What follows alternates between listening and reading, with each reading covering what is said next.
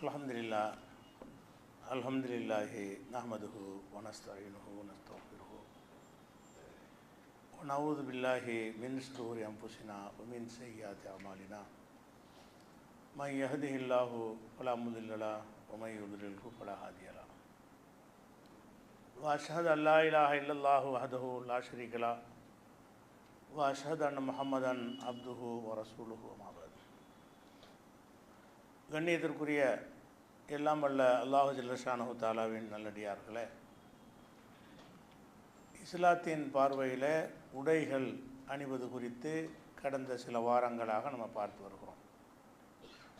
மனிதர்கள் அணியக்கூடிய ஆடைகள் மானத்தை மறைக்கக்கூடிய அளவுக்கு சாதாரண ஆடைகளும் இருக்கின்றன.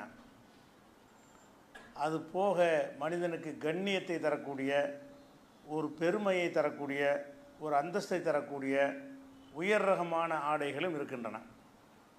அப்போ இந்த ஆடைகளில் சில ஹதீஸுகளில் பார்க்கும் பொழுது பகட்டான ஆடைகள் அணிவதற்கு தடை என்பது போல சில ஹதீஸ்கள் இருக்கிறது. பகட்டான ஆடைன்னு சொன்னால் மற்றவங்களை விட தன்னை மேலே காட்டக்கூடிய ஒரு ஆடை. அந்த மாதிரியான ஹதீஸுகளை பார்த்துவிட்டு பகட்டான ஆடைகள் அணியக்கூடாது என்று சில பேர் என்ன செய்கிறாங்கன்னா பதிவுகள் போடுறாங்க, எழுதுகிறாங்க, பேசுகிறாங்க.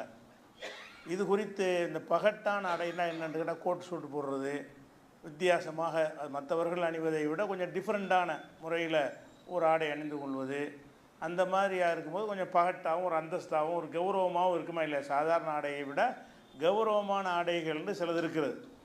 ஒரு கல்யாண காட்சிக்கு என்ன செய்வாங்கன்னா ஸ்பெஷல் ஆடை போடுவாங்க. கல்யாணத்துக்குன்னு என்ன செய்வாங்கன்னா சிறப்பான ஆடைகள் அதுக்குன்னு தைப்பாங்க, அதிக செலவில் தைப்பாங்க. இந்த மாதிரியான வழக்கத்தில் போடாத, எப்போதாவது அரிதாக போடக்கூடிய, கல்யாணத்தில் போடுறது, சில தலைவர்களை சந்திக்கும் போது போடுறது, வெளியூருக்கு போகும்போது போட்டுக்கொள்வது, சபைக்கு போகும்போது போடுவது என்று சில சிறப்பு ஆடைகள் எல்லாத்தையுமே இருக்கும். அந்த சிறப்பு ஆடைகளுக்கு பேர் தான் பகட்டான ஆடைன்னு சொல்லுவது. இந்த பகட்டான ஆடை அணிவதை குறித்து சில ஹதீஸ்களில் எப்படி வருதுன்னு கேட்டால், மண் லபிச சௌப சுஹரத்தின், யார் இந்த பகட்டான ஒரு ஆடையை அணிந்து கொள்கிறாரோ, அல்பசகுல்லாஹு யோமல் கியாமத்தி சௌப மதல்லத்தின், கியாமத்து நாளையில் அவருக்கு அல்லாஹ் இழிவான ஆடையை அணிவித்து விடுவான். சாதாரண மக்கள் எந்த ஆடை அணிகிறாங்களோ அதைத்தான் நீங்கள் அணியணும். அது இல்லாமல் கொஞ்சம் கவர்ச்சியாக கொஞ்சம் ஒரு அந்தஸ்தான ஒரு ஆடையை நீங்கள் அணிந்து கொண்டீர்கள் என்று சொன்னால் மறுமையில் கியாம நாளில் இழிவான ஆடை அல்லாஹ் தருவான் அப்படிங்கிற ரசூல் ஸல்லல்லாஹு அலைஹி வஸல்லம் சொன்னதாக இப்னு மாஜாவில் ஒரு ஹதீஸ் இருக்கிறது. அதே இப்னு மாஜாவில் இன்னொரு அதே ஹதீஸில் எப்படி இருக்குன்னு கேட்டால், அவனை அந்த பகட்டான ஆடை அணிந்தான்னு சொன்னால் மறுமை நாளில் அந்த ஆடையை நெருப்பில் போட்டு எல்லாம் என்ன செய்வான், எரிக்குவான் அப்படிங்கிற மாதிரியும் இருக்குது. அதே இப்னு மாஜாவில் வரக்கூடிய ஹதீஸ் என்ன வருதுன்னு கேட்டால், யார் ஒருத்தர் பகட்டுக்காக ஆடை அணிகிறாரோ அவரை அதில் தாழ்த்துவான், தரந்தாழ்த்திடுவான், இழிவாக்கிடுவான். இந்த உலகத்தில் ஒன்று மறுமையில் இழிவடைவாங்கிற கருத்துப்படவும் ஹதீஸ் இருக்கிறது. இங்கே கண்ணியத்து கௌரவத்துக்கு தான் ஆடை அணிஞ்ச, அந்த கௌரவமை நான் இல்லமாக்கிடுவேன் அப்படின்னு அல்லாஹ் செய்வான் அப்படிங்கிற மாதிரி கருத்துப்பட இந்த 3 ஹதீஸ் 3மே இப்னு மாஜாவில் தான் இருக்குது. வேறு வேறு ஹதீஸுகள்லாம் பலவீனமாக இருக்குது, அது தேவையில்லை, இதெல்லாம் அறிவிப்பாளர்லாம் கரெக்டாக இருக்குது அப்படின்னு சொல்லுவாங்க. அப்போ இந்த ஹதீஸ் படி பார்க்கும் பொழுது இயல்பாக வழக்கத்தில் மக்கள் அணிகிற ஆடை இல்லாமல் மற்ற எல்லாம் பகட்டு தானே. வழக்கத்தில் மானத்தை மறைப்பதற்கு அன்றாடம் நம்ம போட்டுக்கொள்ளக்கூடிய ஆடைகள்னு ஒன்று இருக்குது. ஆடைக்கு மேலே ஆடை, அதுக்கு மேலே ஆடை, அந்த தரமான துணிகளில் வைக்கிறது அப்படிலாம் அணிந்து கொள்வார்கள் என்று சொன்னால் அது பகட்டான ஆடை. இந்த பகட்டான ஆடையை கண்டித்து வரக்கூடிய இந்த 3 ஹதீஸ்களையும் வைத்து 3 ஒரே கருத்தை தான் சொல்கிறது. இந்த ஹதீஸ்களை வைத்து கொண்டு ஆடைகளில் என்ன செய்யணும், ரொம்ப சிம்பிளாக தான் இருக்கணும், ஆடைகளில் ஒரு அந்தஸ்தான உயர்வான ஆடைகள் அணியக்கூடாது என்று ஒரு கருத்தை அதிகமான பேர் மார்க்க அறிஞர்களை சொல்லி கொண்டிருக்கிறார்கள். இதை தனியாக வைத்து கொண்டு இதுக்கு மாற்றமாக இந்த பகட்டான ஆடையெல்லாம் அணியலாம்னு சொல்லக்கூடிய அதனை ஏராளமாக இருக்கிறது. கவர்ச்சியான, அழகான, கண்ணியம் தரக்கூடிய உயர்வான ஆடைகளை நம்ம அணிந்து கொள்ளலாம் என்றும் ரசூல் ஸல்லல்லாஹு அலைஹி வஸல்லம் அணிந்தார்கள் என்றும் சொல்லக்கூடிய பல ஆதாரங்கள் இருக்கின்றன. அல்லாஹ்வுடைய வசனத்திலையும் அந்த மாதிரியான ஒரு ஆடைக்கு உங்களுக்கு அனுமதிக்கப்பட்டது என்றும் சொல்லப்பட்டிருக்கிறது. அப்போ குர்ஆனில் சொன்னதுக்கு மாற்றமாகத்தான் இந்த 3 ஹதீஸ் இருக்கிறது. அதனால் அந்த ஒரு விஷயத்தை நம்ம என்ன செய்யணும், முதல்ல எடுத்துக்கொள்ளணும். அல்லாஹ் என்ன சொல்கிறான்னு கேட்டால், குர்ஆனில் அதாவது 7வது சூறாவில் 31வது வசனத்தில் யாபனி ஆதம, ஆதமுடைய மக்களை புது ஜீனத்தக்கும் இந்த குள்ளி மஸ்ஜிதின், ஒவ்வொரு பள்ளி வாசலுக்கும் போகும்போது அலங்கரித்து கொள்ளுங்கள். அலங்காரம்னா ஆடையை கொண்டு தான், அலங்கரித்து கொள்ளவர்களாக நீங்கள் போங்க. பள்ளிவாசல் சாதாரண நேரத்தில் அணிகிற ஆடை வேறாக இருக்கும். பள்ளிவாசலுக்கு வரும்போது கொஞ்சம் அந்தஸ்தாகவும் கொஞ்சம் அழகாகவும் கொஞ்சம் நீட்டாகவும் என்ன செய்யணும், வரணும். குர்ஆன் கட்டளை இருக்குது. யாபனி ஆதம, ஆதமுடைய மக்களே புது ஜீனத், ஜீனத்துனா என்ன, கவர்ச்சி, அழகு. ஜீனத்து எல்லாம் தெரிஞ்ச வார்த்தை தான். ஜீனத்துங்கிற வார்த்தை வந்து அரபியாக இருந்தாலும் தமிழ்லேயே சாதாரணமாக மக்கள் நம்ம ஜீனத்தாக இருக்கிறான் அப்படின்னு சொல்லக்கூடிய ஒரு வார்த்தை தான். புது ஜீனத்தக்கும், உங்களுடைய கவர்ச்சியை எடுத்துக்கொள்ளுங்கள். இந்த குள்ளி மஸ்ஜிதின், ஒவ்வொரு மஸ்ஜித்லையும். பள்ளிவாசலுக்குன்னு வரும்போது பொது மக்களை சந்திக்கிறீங்கல்ல, வீட்டுக்குள்ளே இருக்கிறீங்க, வெளியே போகிறீங்க, என்ன ஒரு ஆடையை போட்டுக்கிறங்க. இந்த மாதிரி பள்ளிவாசல் சுத்தமான தொழுகைக்கு நீங்கள் வரக்கூடிய நேரத்தில் கொஞ்சம் டிஃப்ரெண்ட்டான நல்ல ஒரு கண்ணியமான ஒரு அழகான ஒரு கவர்ச்சியான ஒரு ஆடைன்னு சொல்கிறான்ல, ஜீனத்துங்கிறான். கவர்ச்சி கவரக்கூடிய மக்கள் பார்த்தோன்னே பார்த்து நல்லா இருக்குது சொல்லுவாங்கள்ல, அதுக்கு பேர் தான் ஜீனத். அப்போ அந்த மாதிரி ஆடையை அணிந்து கொள்ளுங்கள் என்று 7வது சூறாவில் 31வது வசனத்தில் அல்லாஹ் சொல்கிறான். அப்போ அல்லாஹ் வந்து ஆடையில் சாதாரண நேரத்தில் அணிகிற ஒரு ஆடை என்றும் சிறப்பான நேரத்தில் அணிகிற ஆடை என்று பிரிக்கிறானே இல்லையா. மற்ற நேரத்தில் உங்களுக்கு ஆடையை பற்றி அல்லாஹ் பேசாமல் பொது இடத்திற்கு பள்ளிவாசலுக்கு வரும் பொழுது கண்ணியம் அழகான முறையில் கவர்ச்சியான முறையில் கவரக்கூடிய வகையில் ஆடை அணிந்து கொள்ளு, அதான பகட்டு ஆடைங்கிறது. அப்போ எதை அணிந்தால் வந்து அல்லாஹ் இழிவுபடுத்துவான் என்று அந்த ஹதீஸ் சொல்லுகிறதோ அதுக்கு மாற்றமாக குர்ஆன் என்ன சொல்லுதுன்னு கேட்டால், நீங்கள் அலங்கரித்து பொது இடத்துக்கு போகும்போது அலங்கரித்து செல்லுங்கள், ஆடைகளை கொண்டு அலங்கரித்து கொள்ளுங்கள் அப்படிங்கிற மாதிரி எல்லாம் சொல்லி காட்டுறான்.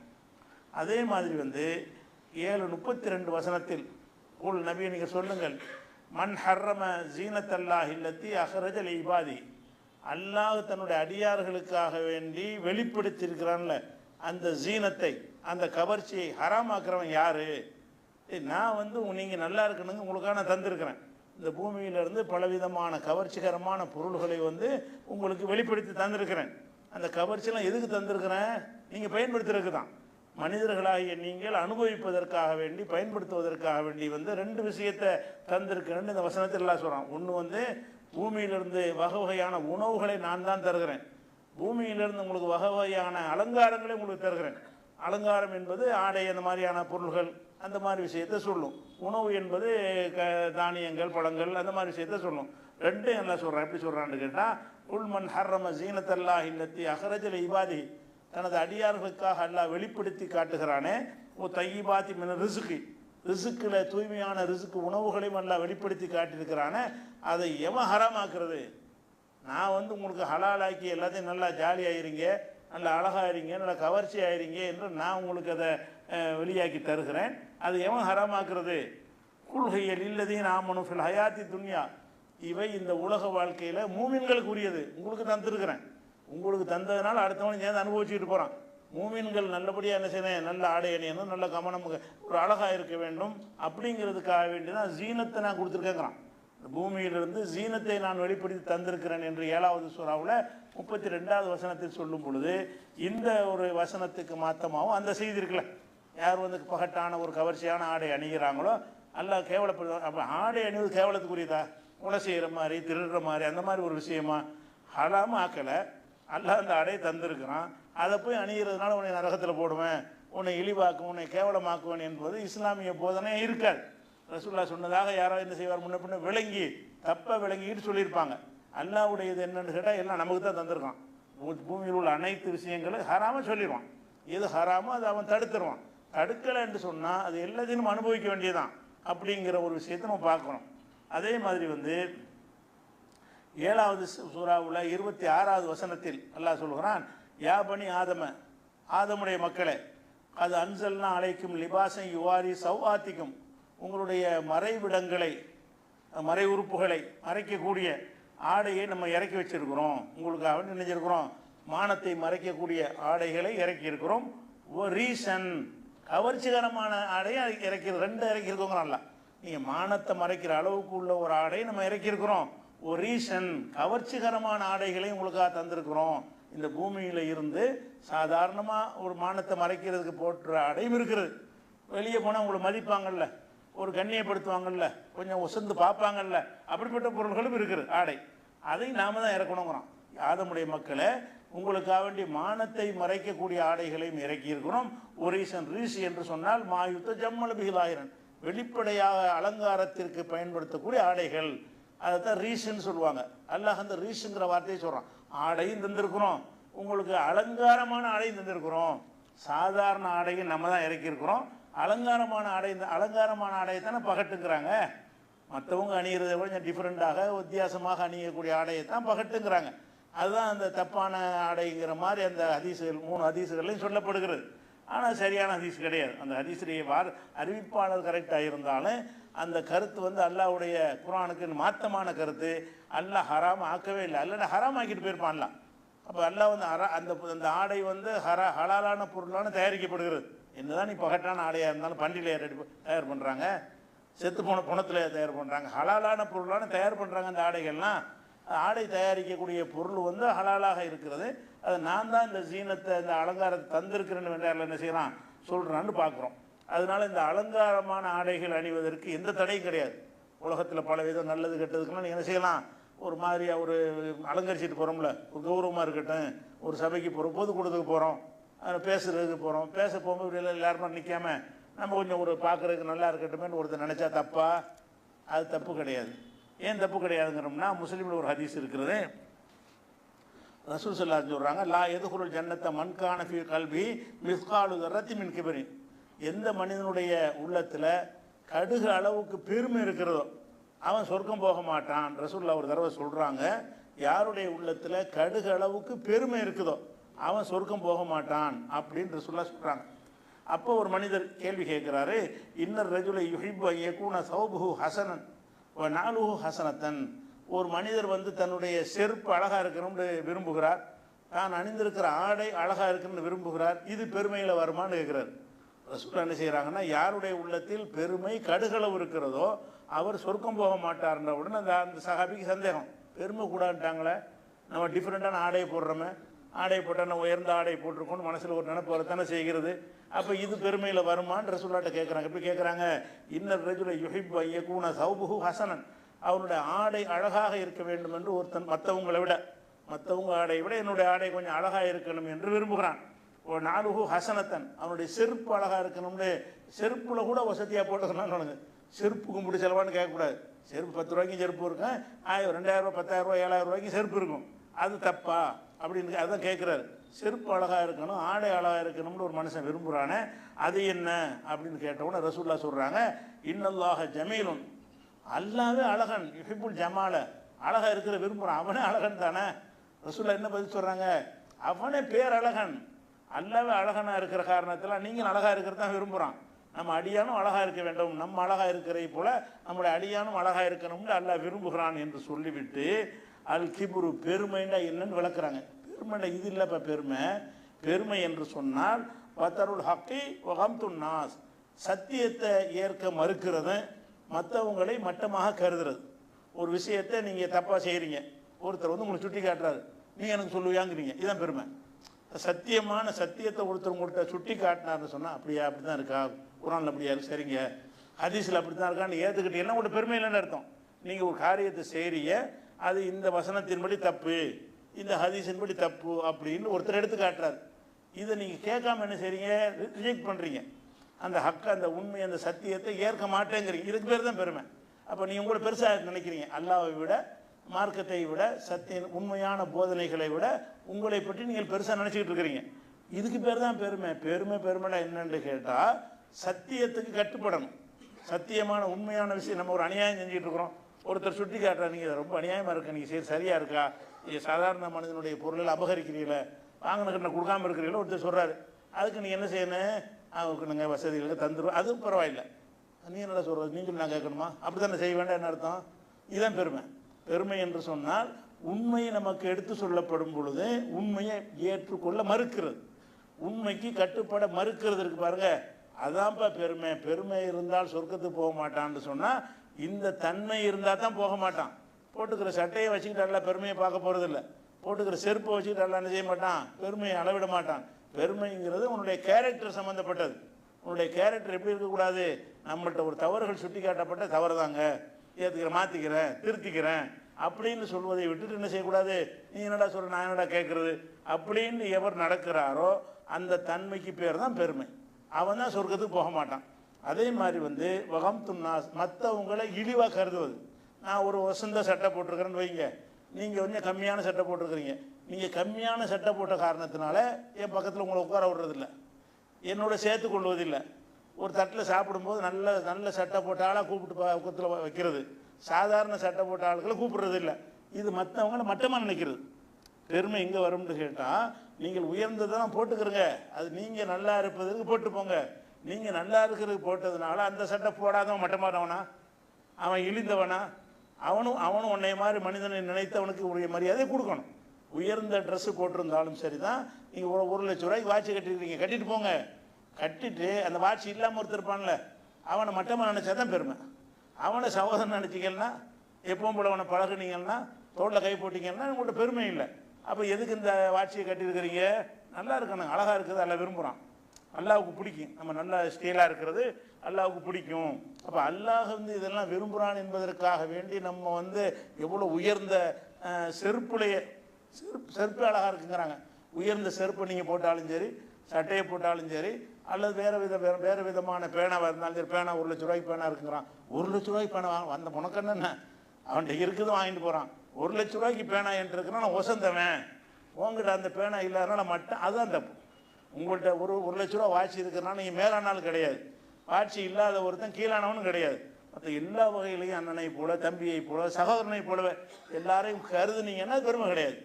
பெருமை என்பது அந்த கேரக்டரை பாதித்தா மட்டும்தான் பெருமையாகும்.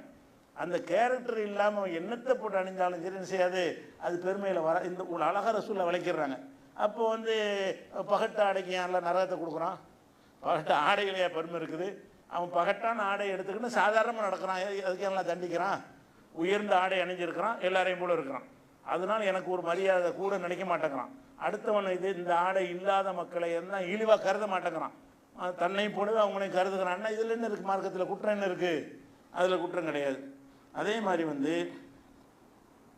அது ரசூல் எப்படி விளக்குறாங்கன்னு கேட்டால், இந்த ஆடை அணிவதில் எப்போ தப்பு வரும்னு கேட்டால் ரசூல்லா சொல்கிறாங்க, மாமின் அகதின், இது தபுரானியில் வரக்கூடிய ஹதீஸ், மாமின் அகதின் எல்பசு சௌபன், எந்த ஒரு மனிதன் ஒரு ஆடை அணிகிறானோ லி யுபாஹிய பிஹி, இதை போட்டுக்கிட்டு அடுத்த ஆள்கிட்ட பெருமை அடிக்கணுங்கிறதுக்காக என்ன செய்கிறான், ஒருத்தன் ஆடை அணிகிறான். ஆடை அணிவதில் நோக்கத்தில் எல்லாம் அடங்கியிருக்குது.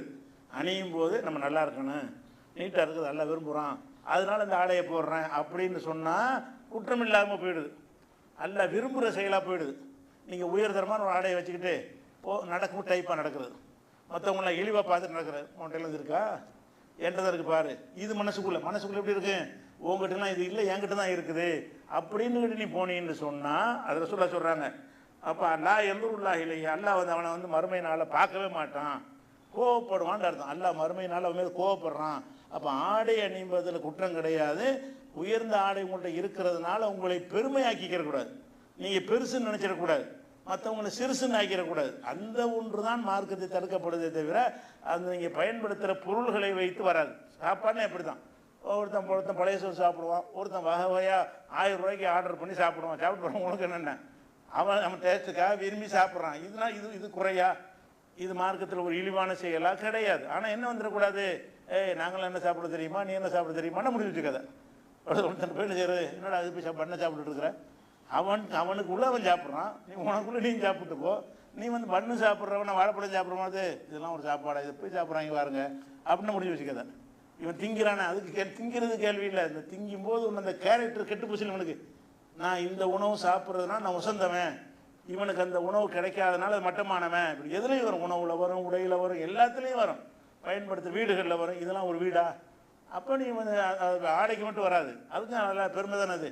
நீ ஒரு வீடு நல்லா காசு தந்துருக்கான், பெரிய வீடு கட்டிக்கிட்ட, உன் பக்கத்து வீட்டில் உள்ளவனு காசு இல்லை, ஒரு குடிசையை போட்டு உட்காந்துருக்கிறான், அதனால் என்னென்ன குடிசையில் போட்டு உட்காந்து இதெல்லாம் ஒரு வீடு, இதில் போய் தங்கியிருக்கிறாங்க, இதெல்லாம் அப்படின்னு சொன்னால் முடிஞ்சு வச்சுக்காத. அப்போ நம்மள்ட்ட என்ன நம்ம கேரக்டர் கெட்டு போச்சு. நம்மள்ட்ட ஏதோ அல்ல செல்வத்தை தந்திருக்கிறதுனால நம்ம மேலானவங்க, செல்வத்தை தந்ததுனால நமக்கு ஒரு சிறப்பு இருக்குதுன்னு நினச்சா முடிஞ்சு போச்சுக்காது. அதனால் அதுதான் தடுக்கப்படுதே தவிர ஆடைகளே நெய்யில் தடுக்கப்பட்டதே கிடையாது. என்ன சொல்ல போனால் ரசூல் ஸல்லல்லாஹு அலைஹி வஸல்லம் காலத்தில் நடந்த ஒரு சம்பவம். உமர் ரலியல்லாஹு அன்ஹு என்ன செய்கிறாங்கன்னா, ஒரு ஜுப்பான்னு சொன்னால் இப்போ புனதர் விலைக்காச்சு. ஜுப்பான்னு சொன்னால் அதாவது குளிருக்காக போடக்கூடிய ஒரு இறுக்கமான ஒரு ஆடை. அந்த ஜுப்பாங்கிறது எப்படி இருக்குன்னா, பட்டில் தயாரிக்கப்பட்டு பட்டுலேயே ஜுப்பா மாதிரி இறுக்கமான குளிர் ஆடை தான். அதுக்கு மேலே என்ன செய்யிருக்காங்க, பட்டு ஆடையை போத்தி பார்த்தா ரொம்ப கவர்ச்சியாக இருக்குது. அப்படி ஒரு ஆடை வந்து பஜாரில் சந்தையில் விற்கப்படுது. விற்கப்பட்டவன் என்ன செய்கிறாருன்னு கேட்டால், உமர் ரலியல்லாஹு அன்ஹு வந்து அதை எடுத்துக்கிட்டு ரசூலுல்லாஹ்ட்ட வர்றாரு.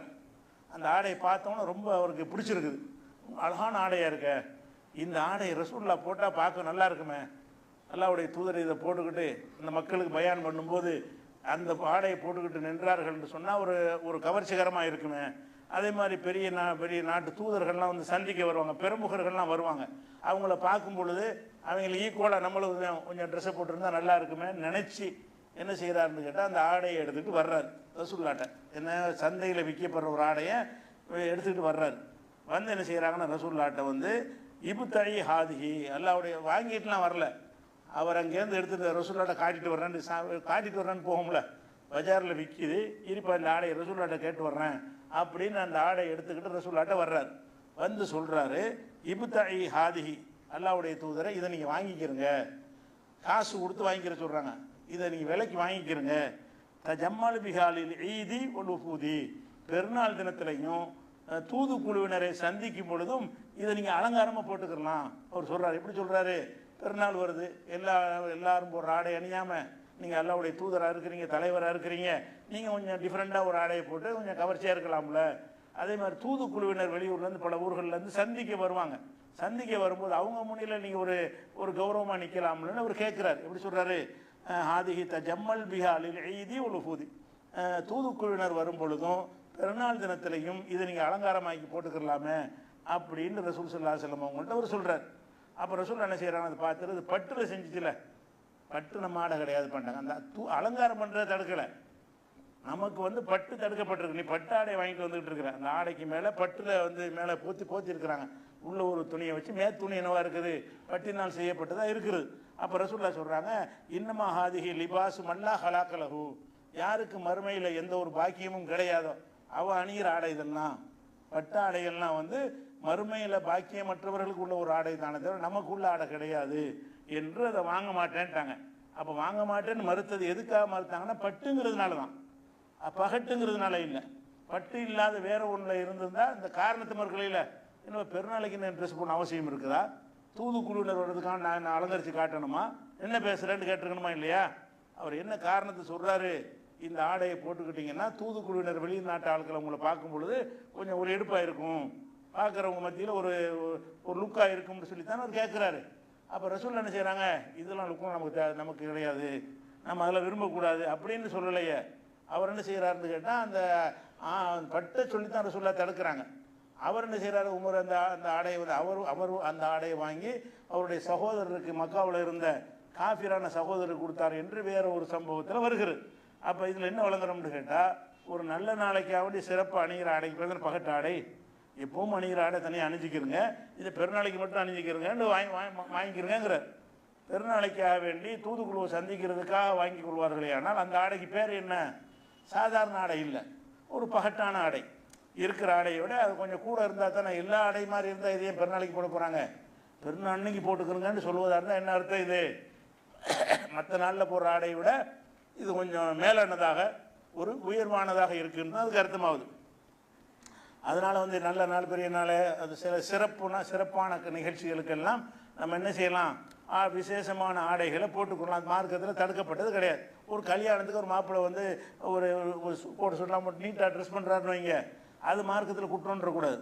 ஏன்னா அல்லாஹ் ஹலாலாக்கின ஒன்றை நம்ம என்ன செய்யக்கூடாது, ஹராமாக்கிடக்கூடாது. அவன் வசதி இருந்தால் பெண் வீட்டு வரதட்சணை வாங்கி அப்படி வாங்கினா தான் குற்றம். உங்கள் காசில் என்ன செய்றீங்க, நீ கல்யாண மாப்பிள்ளையாக இருக்காரு, எல்லாரையும் விட நம்ம கொஞ்சம் நீட்டாக இருப்போமே, கல்யாண மாப்பிள்ளைன்றதை காட்டிக்கிறோமேங்கிறக்கான்னு ஒருத்தர் ஆடை அணிஞ்சால் மார்க்கத்தில் குற்றம் கிடையாது. ஏன்னு கேட்டால் இந்த மாதிரி ஒரு தூதுக்குழுவை சந்திப்பதற்கு அது பெருநாளைக்கு போட்டுக்கலாம்னு ரசூலுல்லாஹ்ட்ட சொல்லும் பொழுது அதை அக்செப்ட் பண்ணிக்கிறாங்க. ஆனால் பட்டுங்கிறதுனால தான் மறுக்கிறாங்க. அதை நம்ம பார்க்குறோம்.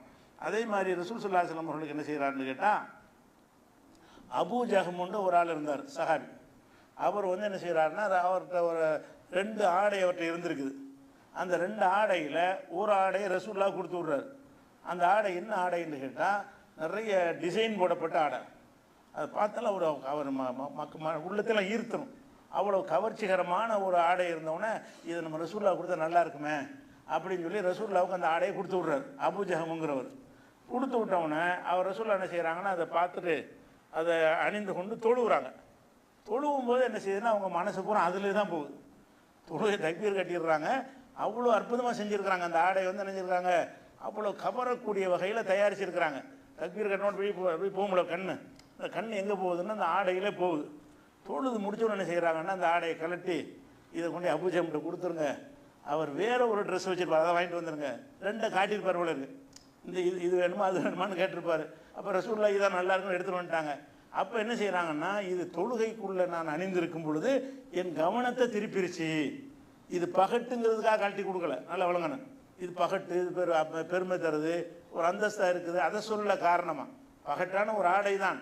அந்த பகட்டான ஆடை எந்த அளவுக்கு பகட்டாக இருக்குது என்று கேட்டால் அவங்களுடைய தொழுகையவே கவனத்தை திருப்புறது. அல்ஹத்னி ஆனிஃபன், கொஞ்ச நேரத்துக்கு முன்னாடி என் தொழுகையவே குழப்பி விட்டுருச்சு இது, அதனால் இந்த ஆடை எனக்கு வேணாம். இன்னொரு ஆடை அபூஜஹம் வச்சுருப்பார், இதை கொடுத்து விட்டு அதை வாங்கிட்டு வாங்க, அவர் அன்பளிப்பாக கொடுத்துருவார் போல இருக்குது. இது வேணாம், இது கொஞ்சம் உயர்தரமாக இருக்குது, இது எனக்கு வேணாம். எதனால வேணாங்கிறாங்க, அந்த பகட்டான ஆடை ஹராம் இருக்கா வேணாங்கள, எனக்கு கவனத்தை திருப்புது. தொழுகும்போது ஒரு ஈடுபாடாக தொழுகிறத வந்து மாற்றும் அளவுக்கு கவர்ச்சியாக இருக்குது. சாதாரண கவர்ச்சி இல்லை. அந்த ஆடையில் அந்த கண் அந்த டிசைனில் போன உடனே நம்ம தொழுகிறோங்கிறது நமக்கு மறந்து போயிடுது. அப்படி இருக்குங்கிறாங்க. இது புகாரியில் 5814 ஹதீஸில் இருக்கிறது. இது ஹபூபி ஹமீசத்தி ஹாதா, இந்த சட்டையை கொண்டு போய் அபூஜஹம்கிட்ட கொண்டு போய் கொடுத்துருங்க.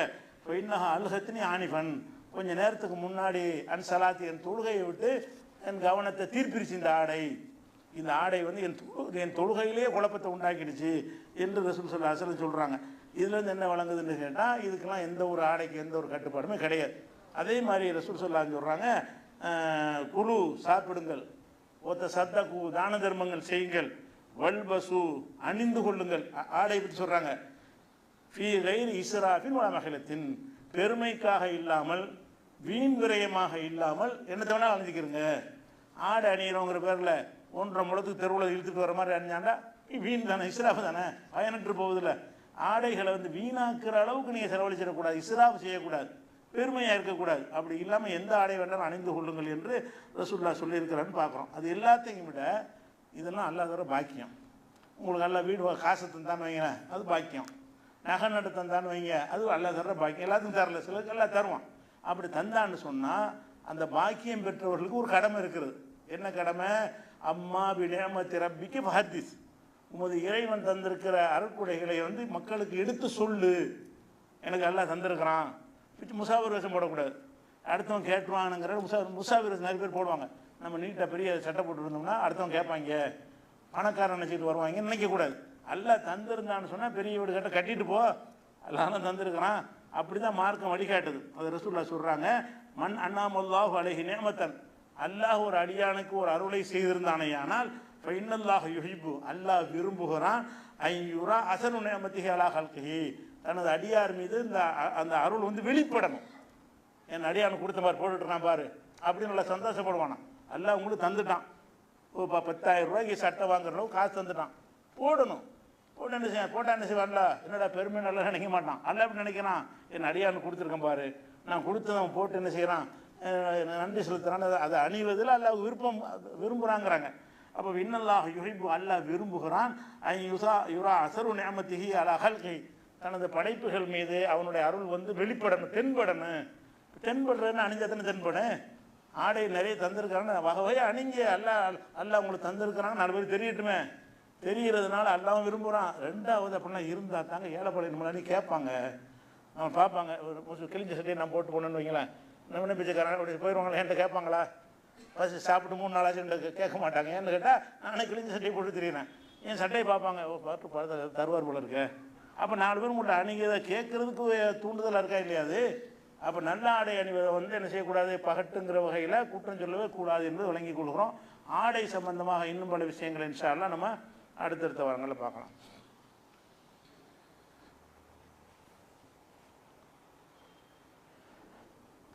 அன்பிற்குரிய சகோதர சகோதரிகளை, நம்ம நாட்டில் வந்து தேர்தல் கமிஷன் என்கிற ஒரு சிஸ்டத்தின் மூலமாக ஜனநாயகம் வந்து குழி தோண்டி புதைக்கப்பட்டு வருவதை பல சந்தர்ப்பங்களில் நம்ம தெளிவாக விளக்கிட்டு வர்றோம்.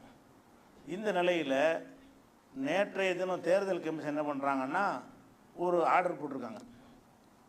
என்ன ஆர்டர் போடுறாங்கன்னா, தேர்தல் வாக்குப்பதிவு நடக்கும் பொழுது அதெல்லாம் வந்து வீடியோ பதிவு எடுப்பாங்க. சிசிடிவி கேமரா வச்சு யார் யாரெல்லாம் வாக்கு செலுத்த வந்தால், அந்த இடத்துல என்ன பிரச்சனை நடந்துச்சு, அதெல்லாம் கள்ள ஓட்டு போட்டான்னு புகார் வச்சுன்னு எடுத்து பார்க்கணும்ல. அந்த பூத்தில் உள்ள நிகழ்வுகளை எல்லாம் சிசிடிவி கேமரா மூலமாக வீடியோ எடுக்கக்கூடிய ஒரு விஷயம் இருக்குது. இந்த வீடியோவில் 90 நாளைக்கு அதை பாதுகாக்கணும்னு தேர்தல் கமிஷனில் சட்டம் இருக்குது. தேர்தல் கமிஷனில் என்ன செய்யக்கூடாது, அந்த வீடியோவில் அழிஞ்சு போச்சுன்னு சொல்லக்கூடாது.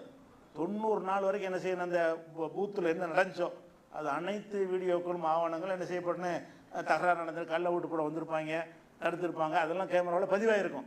அந்த பதிவான ஆவணங்களை எல்லாம் 90 நாள் வரைக்கும் பாதுகாக்கணும்னு இருந்துச்சா இல்லையா? இப்போ தேர்தல் கமிஷன் எல்லா மாநில தேர்தல் அதிகாரிகளுக்கும் கடிதம் எழுதியிருக்கிறாங்க. என்ன கடிதம், இனிமேல் வந்து 45 நாள் அழிச்சிருங்க, 90 நாளைக்கு வைக்காதீங்க. அந்த சிடி இந்த மாதிரி கேசட்டில் பாதுகாக்கிற காலத்தில்னா ஒரு இடத்த அடைச்சிக்கிட்டு இருக்க முடியாது, சொல்லி தொலையலாம்.